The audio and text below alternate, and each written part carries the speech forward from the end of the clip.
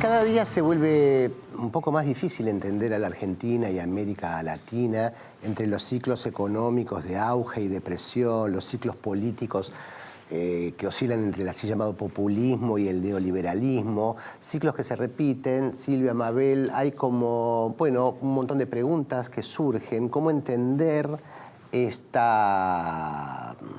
las coyunturas y la historia reciente, darle sentido?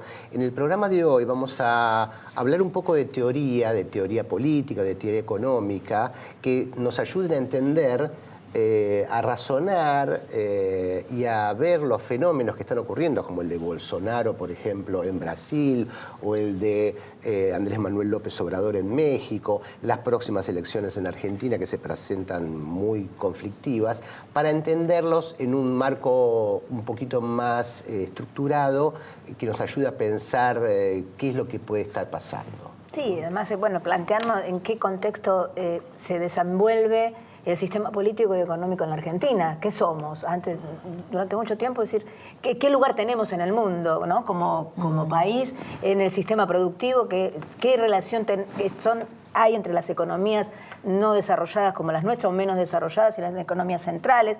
Eso hace muchos años se planteaba en la discusión sobre la teoría de la dependencia, que pareció quedar en el pasado, en los años 80 y 90, con el arrasamiento del neoliberalismo, pero 2 por 3 se vuelve a decir, ¿cuán dependientes somos de este mundo? ¿Cuánta independencia, cuánta autonomía tenemos para plantearnos rumbos específicos nuestros y exitosos, ¿no? ¿De cuánto depende estos ciclos de nuestra inserción en el mundo, ¿no? Bueno, en un país que exporta alimentos, la dependencia con el mundo es importante, ¿no? El tema son los términos de intercambio y el acceso a los mercados, es decir, cuánto valen tus productos y cómo te permiten acceder a los mercados, ¿no? Que es un tema. Temas como los términos de intercambio ya fueron planteados hace, muchas más décadas, de medio siglo en la Argentina.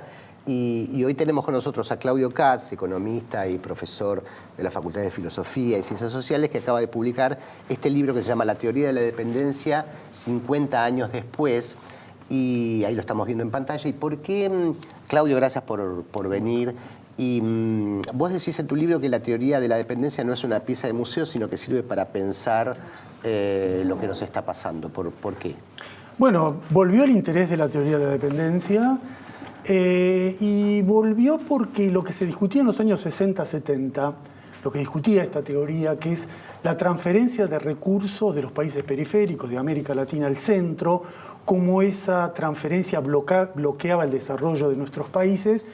Esa misma idea que pareció perder fuerza en los 80, en los 90, volvió en las últimas décadas. Y volvió por la realidad latinoamericana. En primer lugar, el extractivismo. Las economías se han especializado nuevamente en la exportación de bienes básicos, en una agricultura de exportación en desmedro del abastecimiento local o en la minería de cielo abierto, y vuelven a depender de la oscilación, del vaivén de los precios de las commodities, el típico problema que analizaba la teoría de la dependencia. O sea, la teoría de dependencia vuelve de alguna manera por el fracaso del desarrollismo, ¿no? Claro. O sea, el desarrollismo que decía, no, ahora tenemos industrias y vamos a cerrar la brecha del desarrollo con los países avanzados, no. Exactamente, no funcionó. justamente vuelve con fuerza, no solo, digamos, por la limitación, sino por lo que algunos teóricos llaman la desindustrialización precoz de América Latina. Antes de alcanzar cierta madurez, se bloquea. Y es una regresión industrial. En Sudamérica, muy nítida, Brasil tuvo la crisis industrial más fuerte de su historia. Argentina, ni que hablar, los 100.000 puestos de trabajo de Macri son el extremo de una tendencia que viene de largo. En Centroamérica, donde no es tan absoluta, hay una especialización en las partes más elementales de la cadena global de valor. De conjunto hay un retroceso de la industria y hay otros dos problemas que insistía mucho la teoría de la dependencia que vuelven a ser debate de todos los días. Un problema fuerte es la deuda. La deuda va y viene en América Latina. Hay momentos de alivio, la década pasada, y momentos de pesadilla. En general, hoy, especialmente acá en América Latina, el retorno de Argentina al FMI es casi un símbolo.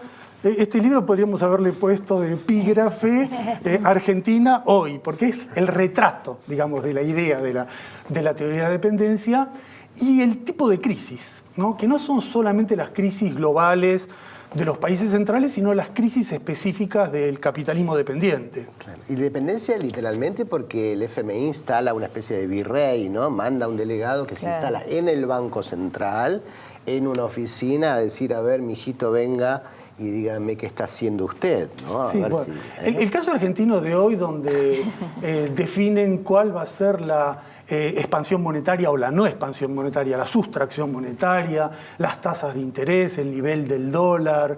Bueno, es un caso ya extremo, ¿no?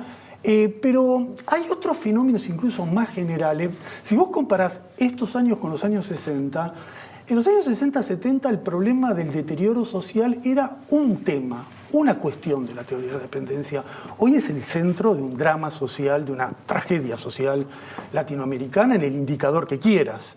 En desigualdad, en pobreza, en la estrechez de la clase media, en violencia social, en los niveles que vemos en Brasil, en la tragedia de asesinatos y desapariciones de México. Todo eso da un contexto a la teoría de la dependencia de un nivel de dramatismo que no tenía en los 60 y que la torna más...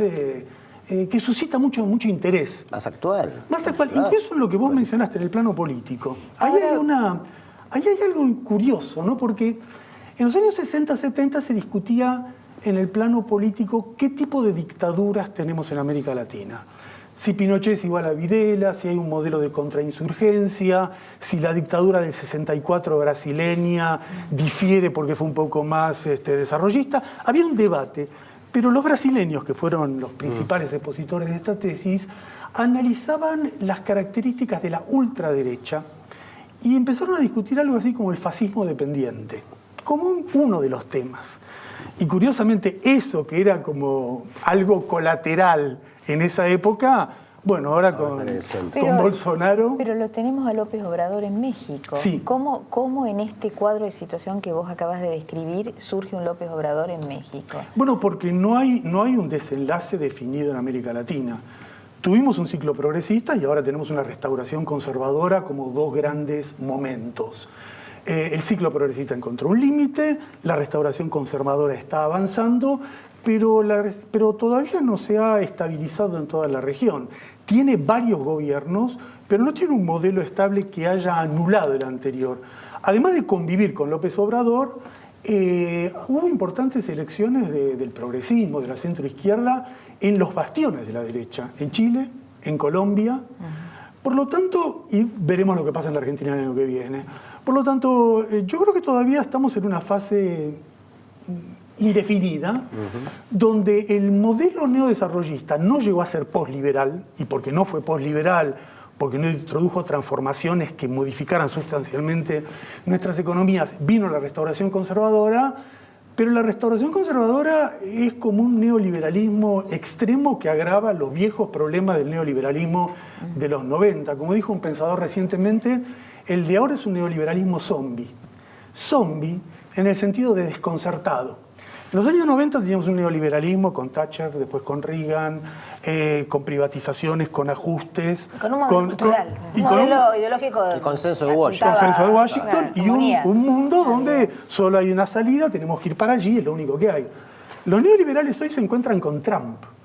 Entonces tiene que discutir de que tenemos que tener libre comercio, aperturas y mercado, y viene Trump y zarandea a todos. Entonces empiezan esos equilibrios, pero que le impiden al neoliberalismo, acá y en todos lados, definir una plataforma nítida de lo que quieren. Hubo una crisis mayúscula, digamos, que donde se derrumbó el aparato teórico ideológico neoliberal. Bueno, si se hubieran cumplido las reglas de economía, no sé, el Citibank, General Motors deberían haber quebrado y desaparecido. No ocurrió eso. Sí. Y bueno, se vio el papel de los estados otra vez, es decir, el consenso de Washington voló por los aires.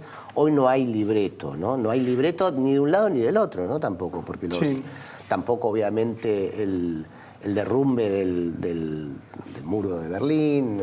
Bueno, por eso los atajos fascistas, los atajos del odio, ¿no? Aparece como que frente a lo imposible, bueno, si hay pobres, que hay pobres, bueno, pero que no me roben ni me maten a mí, mejor matarlos a todos, o los inmigrantes. ¿Cómo aparece eso? Lo que hay es una crisis de la globalización neoliberal como cuadro general que se vio hace 2 semanas acá, ¿no? Sí. Lo vimos en el G20 aquí.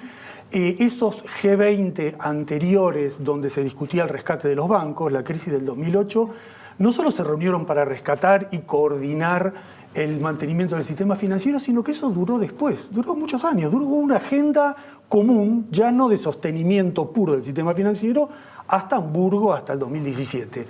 Y ahora estamos en otro escenario que quizás lo interesante para lo nuestro es que replantea los problemas de la dependencia también a esta escala. ¿Por qué?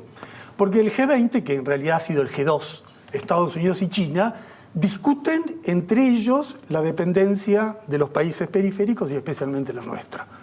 ¿En qué sentido? ¿Podés Y en el sentido que claramente América Latina, como gran proveedor de insumos básicos, es la región, junto con África, pero probablemente mucho más América Latina, más ambicionada por las grandes potencias para asegurarse la provisión de materias primas.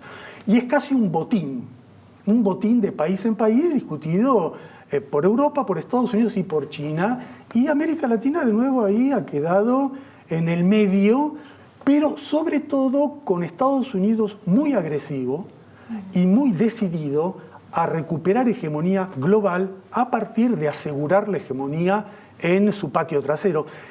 Quizás lo más significativo, uno de los datos de esto del G20 fue el acuerdo del nuevo NAFTA. Entre muchas discusiones y cosas lavadas y cosas que no salieron, hubo un acuerdo importante que salió, que es el nuevo NAFTA. La modificación del acuerdo México, Canadá, Estados Unidos es el amoldamiento del acuerdo no al proteccionismo, a lo que Estados Unidos necesita. Y le impuso todas las cláusulas de patente, de propiedad individual, intelectual, que ellos estaban exigiendo. Hay un punto muy interesante, que es el rol de China, que hace 50 años no estaba, y la pregunta que yo le haría a Claudio cuando volvamos de la pausa es si es lo mismo ser dependiente de Estados Unidos y de Europa o ser dependiente de China, que hoy está cada vez más arraigada en América Latina. Ya volvemos.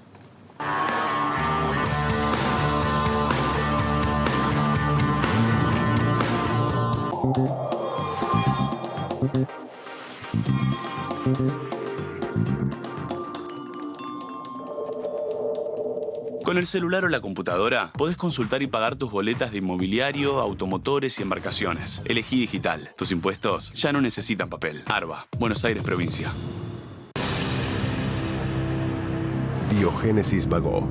La evolución de la salud animal. Somos mineros, desarrollando veladero con tecnologías innovadoras y los más altos estándares de seguridad. Minera Andina del Sol. Grupo Petersen, desde 1920, construyendo el país.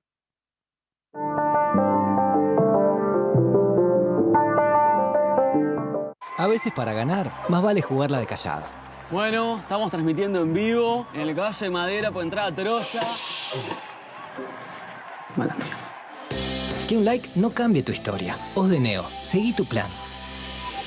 Dow Semillas evolucionó y ahora es Brevant. Somos esa respuesta rápida y simple. Somos el distribuidor, nuestro equipo técnico y vos. Brevant, somos nosotros. ¿Quién es Gala? No es lo que vos pensás. Es un robot del Banco Galicia que le puedes hacer preguntas por WhatsApp y te responde las 24 horas. ¿Ahora que le preguntaste? ¿Qué quiso hacer el arquero en el primer gol de Croacia? ¿Por qué la picó? Si es un bot del banco, tenés que hacerle preguntas del banco. Hijo, claro que... Como si yo preguntara, ¿Marcos es o se hace? Ay, es. Es tu vieja, toma. Hola, ma. Sí, mira, justo la tengo acá. Va a ir ella a acompañarte al médico. Así charlan. LATAM y vos. Juntos, más lejos.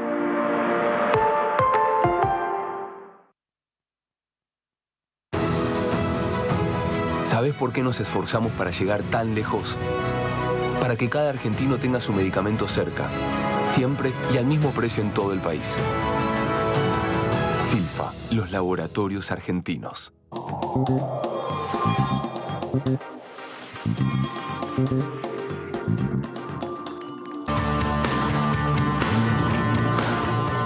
Seguimos en Asuntos Públicos, hoy con Claudio Katz, el autor del libro La teoría de la dependencia 50 años después, que es un concepto que nos permite ayudar a pensar y entender la política y la dinámica política y económica de América Latina.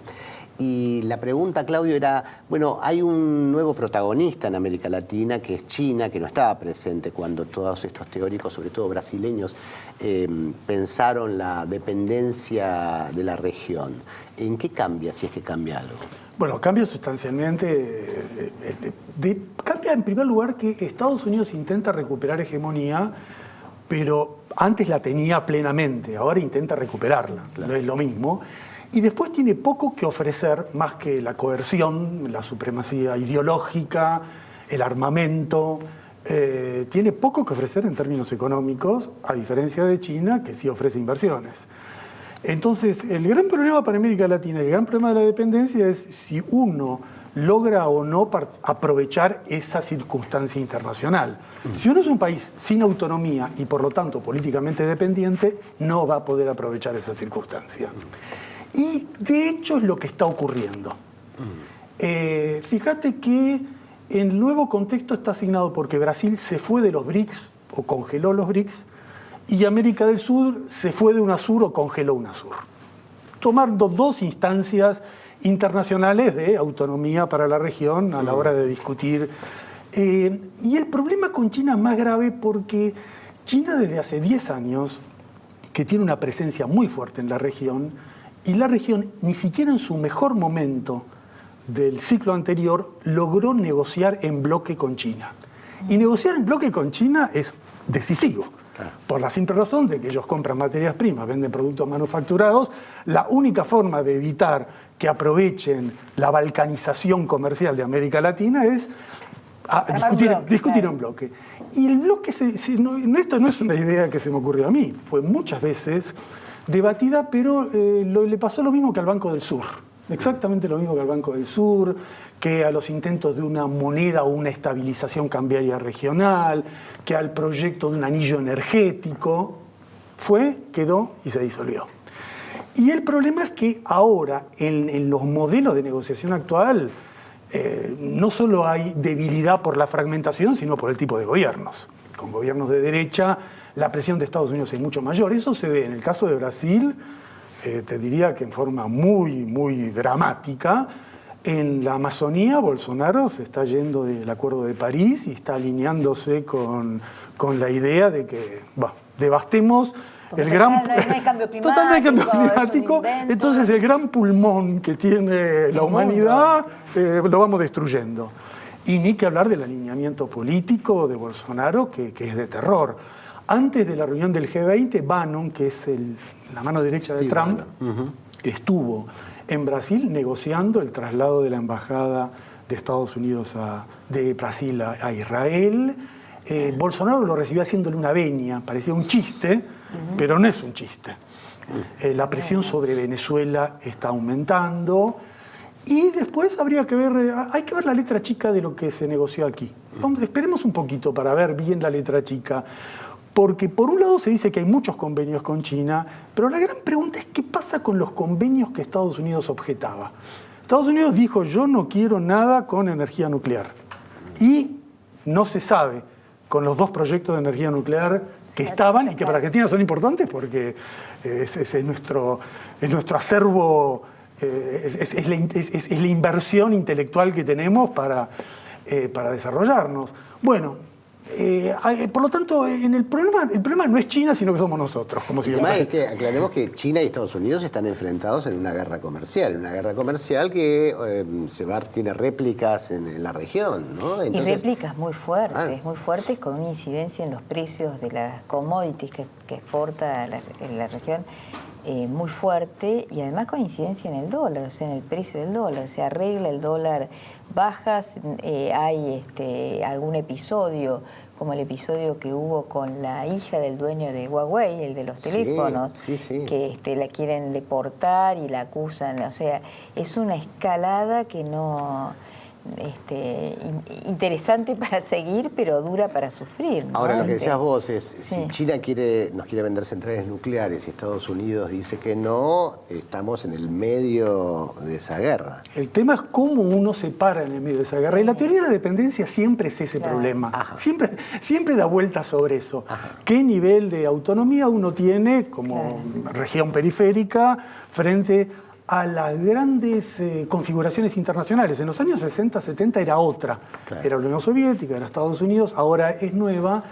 En el libro no es una simple reivindicación. Yo no tengo la intención de hacer un homenaje ni una descripción, sino discutir cuáles son los elementos de actualidad y cuáles son los elementos de necesaria renovación.